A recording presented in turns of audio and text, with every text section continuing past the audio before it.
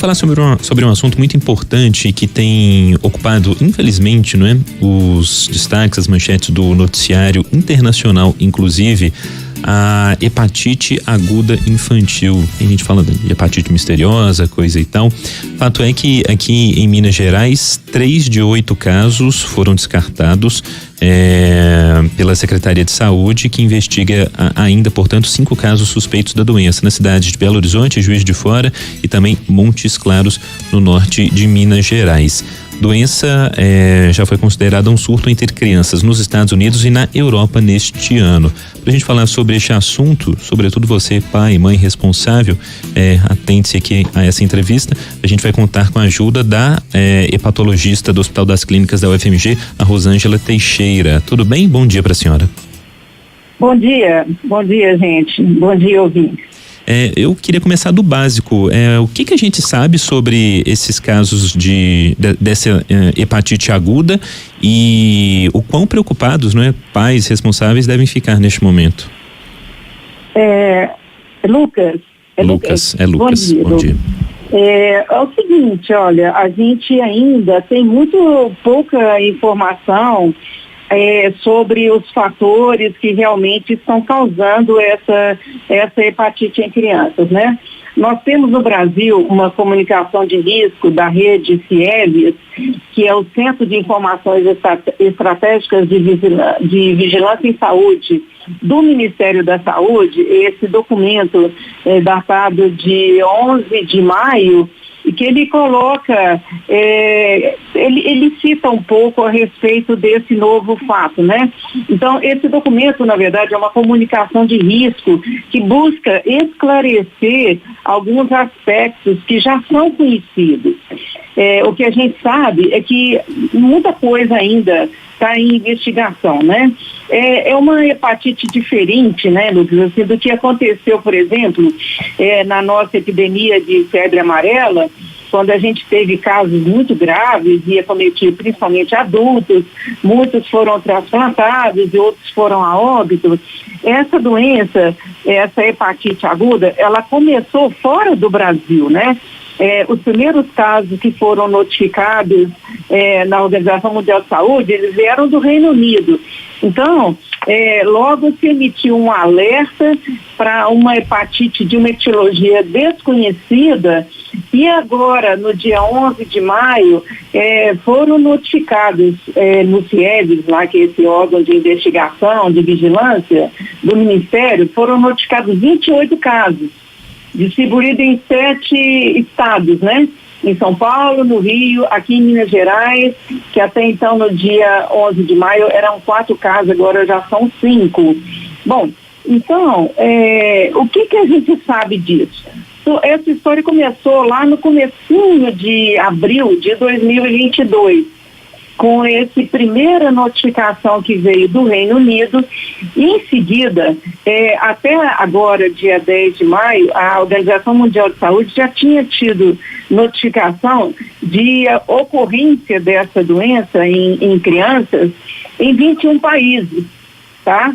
Então, desses casos, muitos necessitaram de internações, algumas crianças foram a óbito, e 26 casos no mundo, há um relato de 26 casos de crianças que tiveram que ser transplantadas por esse motivo. Bom, então, é uma doença aguda, de causa desconhecida.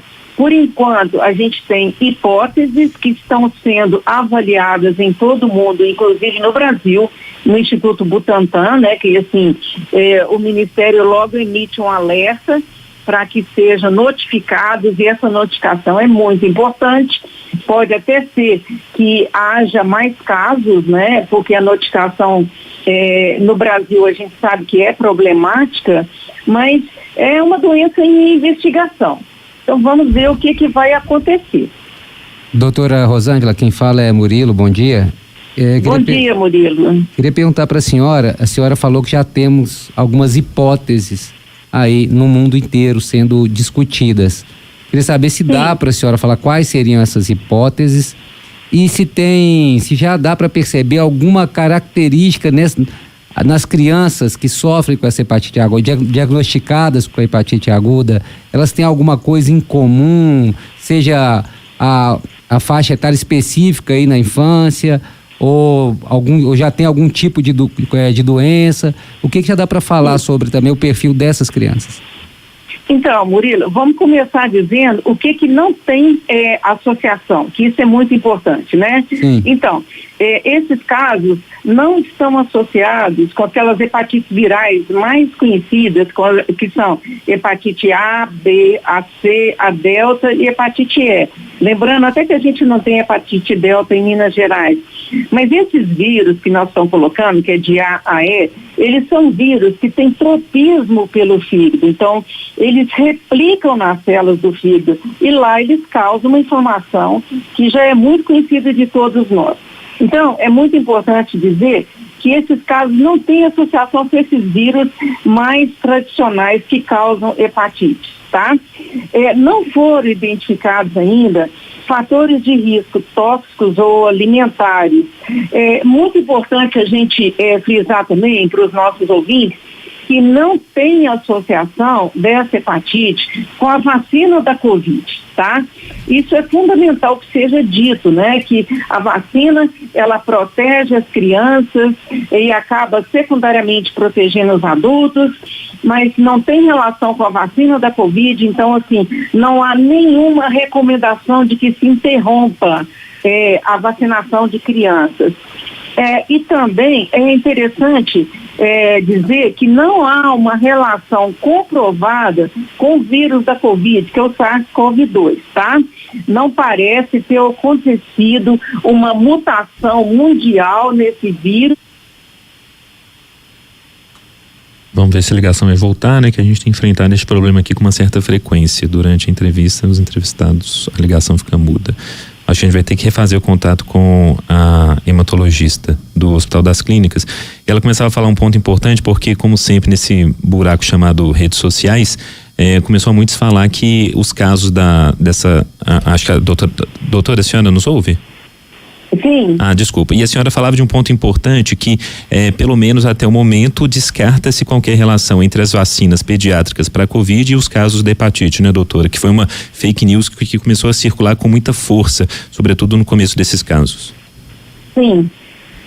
Como eu estava dizendo também, Murilo, não há uma relação confirmada de que tenha ocorrido mundialmente uma mutação no vírus da Covid, que é o SARS-CoV-2, e que de repente esse vírus tivesse um tropismo maior pelo fígado. Como eu estava dizendo também, o SARS-CoV-2, ele causa uma hepatite, mas no contexto de uma doença muito mais respiratória e uma inflamação mais sistêmica. Então, não é uma inflamação grave, não é uma hepatite grave habitualmente causada pelo SARS-CoV-2.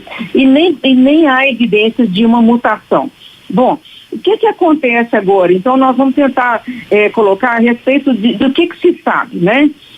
O que ficou comprovado nas crianças é a presença de um vírus chamado de adenovírus. Esse também não é um vírus assim que tem uma predileção pelo fígado.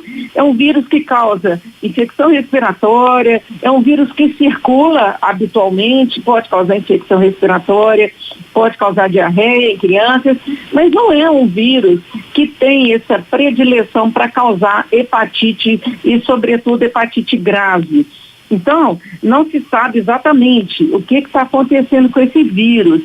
Se aconteceu alguma mutação nesse vírus aí, com essa circulação do SARS-CoV-2, se poderia estar acontecendo uma co-infecção de adenovírus com SARS-CoV-2 que causaria uma mutação nesse adenovírus e ele passaria a ter essa característica de causar hepatite. Bom, isso também não está confirmado, é só uma hipótese.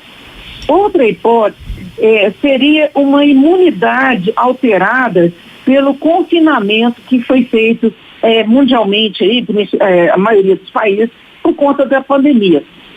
Pode ser que esse confinamento ele tenha mudado ele tenha mudado as características imunes das pessoas, porque ele mudou o comportamento da sociedade em geral, mas também é uma hipótese. Então, tudo que a gente está dizendo são hipóteses que estão sendo investigadas, inclusive no Brasil. Mas, até o momento, não há uma confirmação etiológica definitiva. Então, a gente tem que esperar, tem que ter calma e tem que observar a ocorrência e estudar caso a caso. Ainda não temos uma epidemia que está nos causando uma grande preocupação. É claro que traz preocupação, é uma doença, a gente está diante de uma doença que a gente não sabe exatamente os rumos, né? A evolução e etc., cometendo crianças, mas não há nenhuma outra recomendação mundialmente definida nesse momento para se evitar essa doença. A recomendação é a mesma que a gente tem para evitar Covid, para evitar infecções respiratórias, evitar infecções intestinais. Então não há nenhuma novidade nesse sentido. Tá certo. Bom, são 10h07, a gente conversou aqui na Band News FM com a Rosângela Teixeira, ela é hepatologista do Hospital das Clínicas da UFMG, nos ajudando aí, portanto, a entender um pouco mais sobre este assunto. Doutora, muito obrigado, viu, pelo tempo e disponibilidade. Bom dia. Eu agradeço. Bom dia para você. Bom dia. Importante reforçar a questão da vacinação também, que a gente falou nas manchetes.